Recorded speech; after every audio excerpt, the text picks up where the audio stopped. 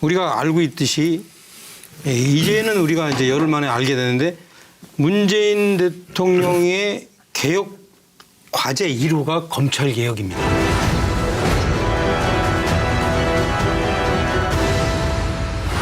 왜 검찰 개혁이 문재인 대통령의 그 개혁 과제 1호라고 생각하십니까?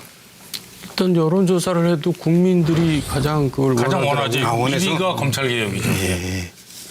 그렇습니까? 근데 제가 이걸 봤어요, 사실은. 이거를 그 이영렬 씨하고 안태근 씨가 봤으면 그 회식을 안 했을 거예요. 그 언제 쓴 책이에요? 이게요, 오래됐어요. 2011년에 썼어요. 그러니까 사실 제목을 다시 한번 말씀해 주시죠. 문재인 김윤혜의 검찰을 생각한다. 여기에 문재인 검찰 개혁에 소위 말하면 X가 다 들어있어요. 왜 여기에 이미 나와요. 오랫동안 생각을 예, 하는 거군요. 문재인 대통령이 되면 개혁 1호는 검찰 개혁이다라는 말이 여기 나와요. 네, 나오는데 왜 1호냐? 두 가지 이유가 있습니다.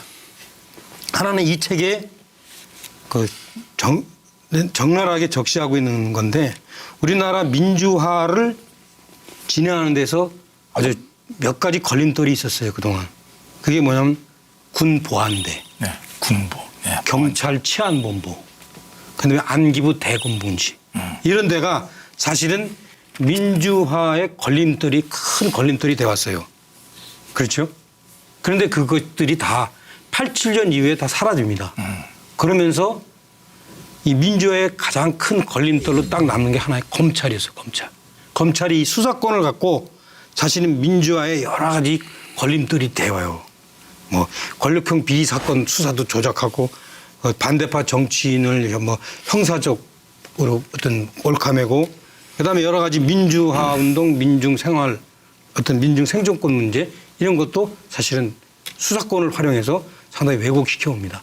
이런 과정들이 있기 때문에 민주화를 진전시키기 위해서는 반드시 검찰을 어떤 식으로든 개혁하지 않으면 안 된다. 네. 이런 과제가 여기 딱 나와요. 그래서 1번이에요, 이게. 문재인 대통령의 개인적인 경험도 여기 또 들어가 있는 거예요. 본인이. 자기 대통령의 자기 기득권도 버려야 되는 거죠. 그렇잖아요. 자기가 당연하죠. 사병으로 쓸 수 있는 검찰을 그거 이제 조금 이따 얘기할게요. 뭐 불임 사건 변호사를 하면서 그 당시 검찰들이 변호사를 하대하는 그런 경험들을 겪어요. 이 특히 노무현 변호사가 구속도 되고. 예, 그 당시에 제가 이름은 얘기 안 했지만 상대 검사들이 아주 노무현 변호사를 하대를 하는 거예요. 어디 세무 변호사는 하던 게 무슨 공안 사건 한다고 이렇게 하면서 하대를 합니다. 대놓고.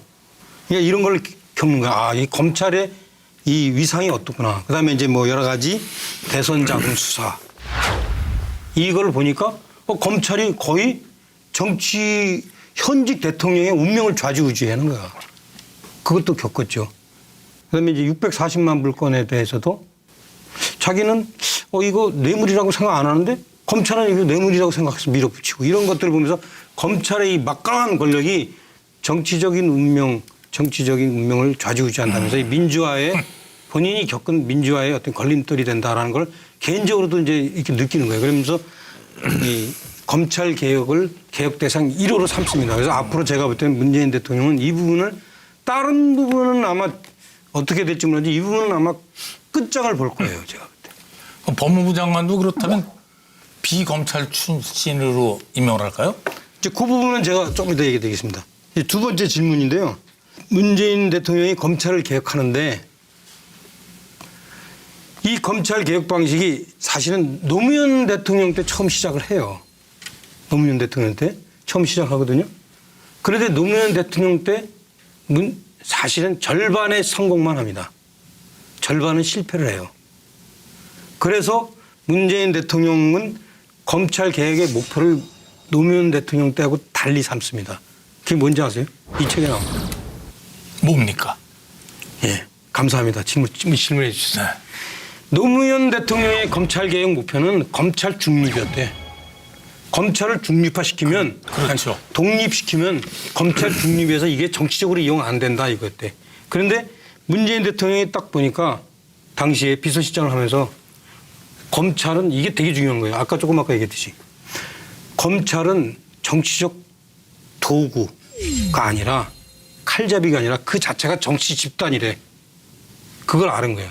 이 사람들이 정권 말기에는 미리 먼저 정권의 약점을 물고 늘어지고 다음 정권에게는 또한 자신들의 어떤 있죠. 어떤 그 수사 성과를 갖다 바치고 그러면서 이 자체가 정치 세력화가 됐다는 거예요. 따라서 이 문재인 대통령이 보기에는 검찰 중립화, 검찰 독립은 이 검찰 개혁의 목표가 돼서는 안 된다. 이거를 깨달아요. 이거는 사실은 문재인 대통령뿐만 아니라 실제 검찰 개혁을 처음 시도했던 노무현 대통령도 나중에 회고록을 써요. 아, 그때 제가 좀 아마추어리즘이었다. 이걸 그러니까 당시에 노무현 대통령의 이 캠프에 있던 사람들은 전부 다 이거를 경험으로 삼는 거야. 그래서 이 문재인 대통령은 검찰 개혁의 목표를 뭐로 삼냐? 검찰 민주화로 삼아요. 그러니까 검찰을 국민의 감시 통제하에 둔다. 이걸로 바꿔요. 독립시키는 게 아니라. 그래서 이게 무슨 소리냐? 검찰을 그냥 놔두는 게 아니라 모든 그 정책을 예컨대 뭐 검경 수사권 조정도 검찰하고 경찰하고 이렇게 나눠주는 게 아니야. 이 실제 검찰의 이 권한을 제한을 해야 돼. 그런 의미로 재해석하는 거예요. 그다음에 뭐 고위 공직자 비리 수사처도 어떤 높은 사람들 비리 저지르는 걸 어떻게 잘 잡아내느냐 이게 아니에요. 그보다 더 중요한 건 뭐냐면 검찰의 수사권 남용을 견제하는 의미. 그걸 다 재해석해요. 이게 문재인 대통령은. 그죠? 그다음에 이제 법무부 문민화. 이것도 중요해야 되는 거야. 법무부가 또 다른 검찰부가 아니라 아까 얘기했듯이 검찰부가 아니라 법무부는 법무부여야 된다. 그래서 법무부는 검찰 출신을 가능한 배제시키는 걸로 이렇게 목표를 잡습니다. 이게 총괄적으로 뭐냐. 이 문재인 대통령은 검찰 개혁의 목표를 검찰의 말하면 민주화 이걸로 잡는 거예요. 세계 유례 없이 수사권하고 기소권을 함께 가지고 있고 검찰의 권한이 지나치게 기대해져서 거의 뭐 무소불위의 어떤 권한을 갖게 되었습니다. 검찰은 자신의 권한을 더 이렇게 키우기 위해서 정치 권력하고 유착하고 야합합니다.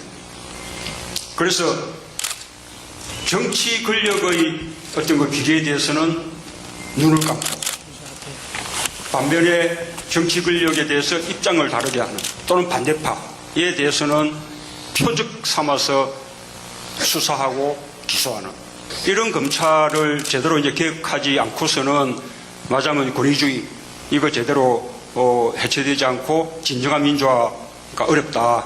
그래서 문재인 대통령은 앞으로 이런 식으로 아마 검찰 개혁을 할 거다. 저는 이제 그렇게 예측이 됩니다. 굉장히 뭐라 그럴까 이해가 되고 네. 예. 책까지 들고 오니까 뭐 더. 아니 많은 분들이 요즘에 대통령이 검찰을 개혁하려고 한다.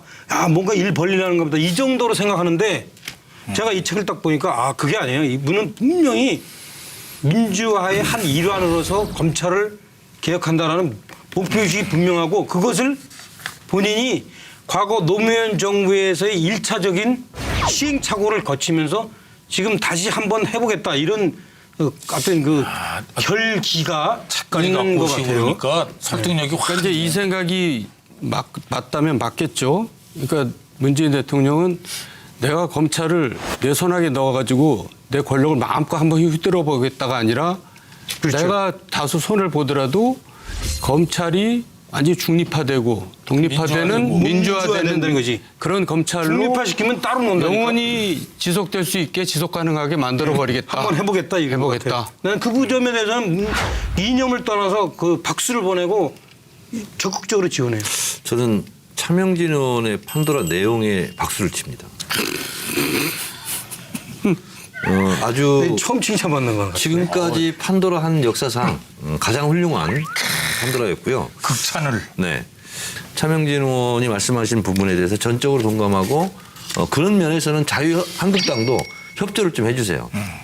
검찰 개혁이 성공할 수 있도록. 현직 의원이 아니라서 하여튼 제가 이 문재인 대통령의 검찰 개혁의 목표에 대해서 이해하고 성공을 기원한다. 이 점은 내가 얘기해주고 네. 근데 질문을 하셔야죠. 성공할 것 같습니까? 그렇죠. 어떻게 성공하리라고 보십니까?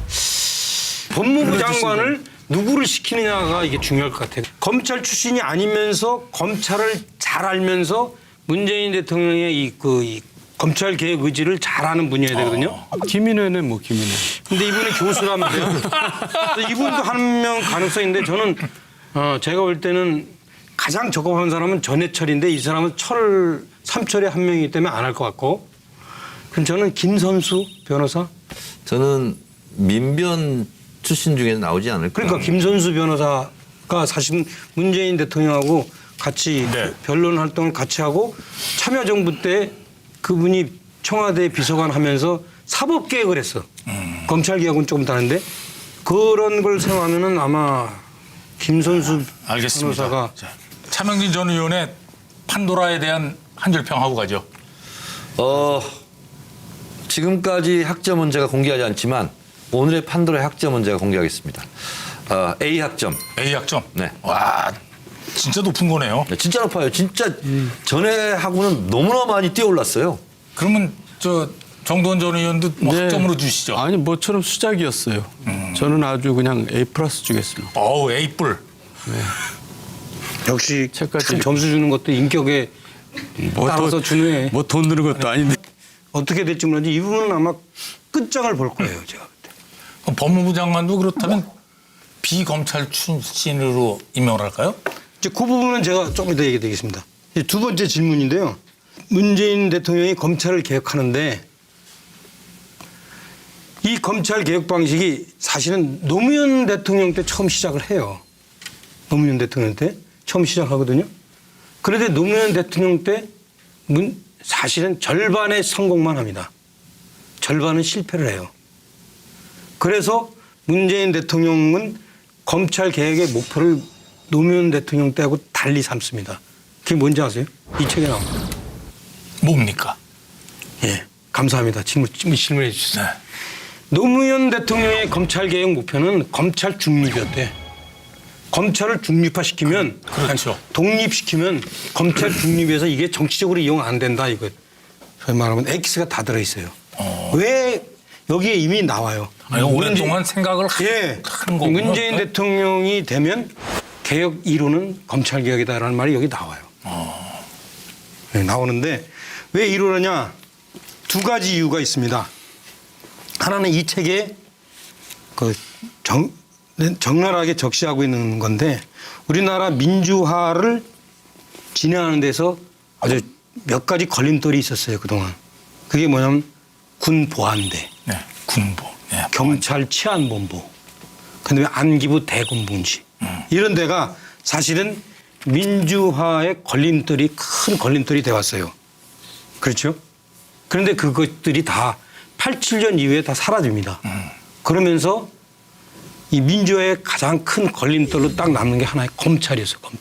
검찰이 이 수사권을 갖고 사실은 민주화에 우리가 알고 있듯이 이제는 우리가 이제 열흘 만에 알게 되는데 문재인 대통령의 개혁 과제 1호가 검찰 개혁입니다.